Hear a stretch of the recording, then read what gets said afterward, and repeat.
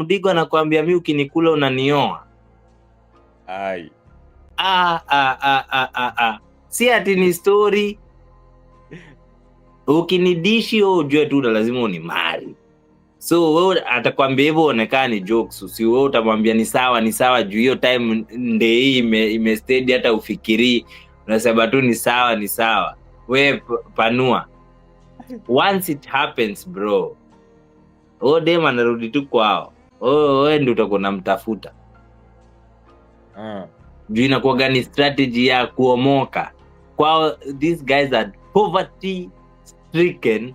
So when they get a chance to get a man who has money, wanajua sawa ameomoka.